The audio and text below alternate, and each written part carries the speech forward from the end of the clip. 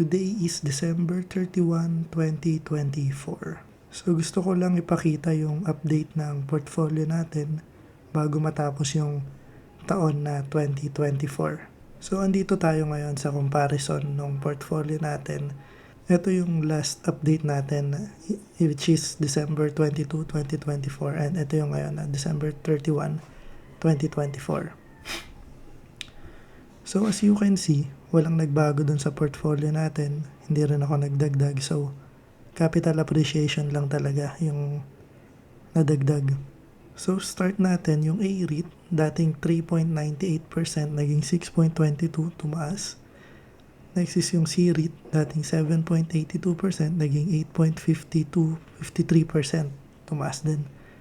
And yung DMCI, 6.59%, negative 6.59%, naging negative 2.06%, so tumaas din, no? And GSMI, dating 6.01%, naging 6.40%. So tumaas siya pero konti lang. And ICT, dating 18.03%, naging 16.82%. So medyo mababa siya.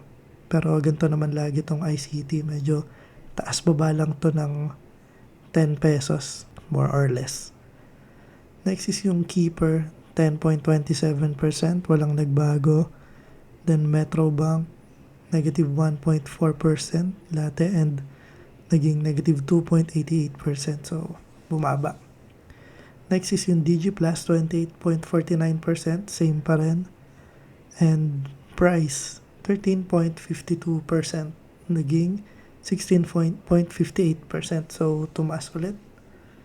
Then RFM, dating 10.64%, naging 10.08%, so medyo bumaba ng konti. And Semirara, 0.81%, naging 6.29%, so ayun, medyo pinitik yung Semirara, no, bago matapos yung taon. So meron tayong capital appreciation dati noong December 22 na 13,355.34. And bago matapos yung taon, tumaas siya into 16,250.2. So meron tayong total equity value na 203,570.35 pesos. So tingnan na natin yung dividends.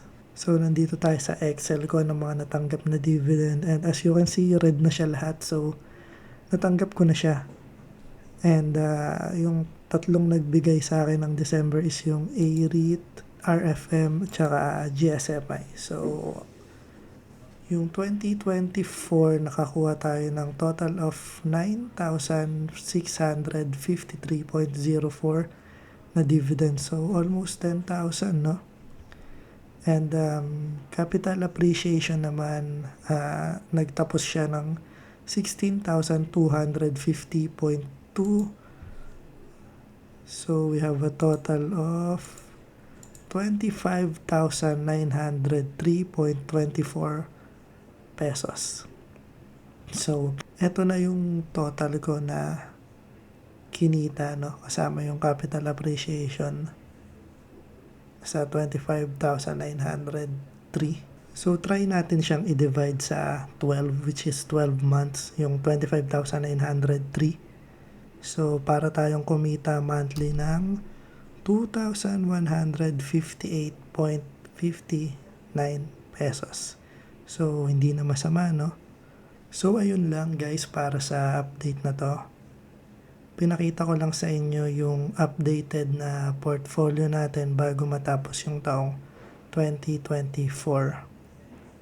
So, ganun ulit, kita-kita tayo sa taong 2025, and sana kung hindi pa kayo nakasubscribe, kung gusto nyong panoorin at subaybayan itong investing journey ko sa upcoming second year ko ng pag-i-invest dito sa Philippine stock market, please do subscribe para updated ka rin dun sa mga binibili ko na stocks nito sa merkado natin.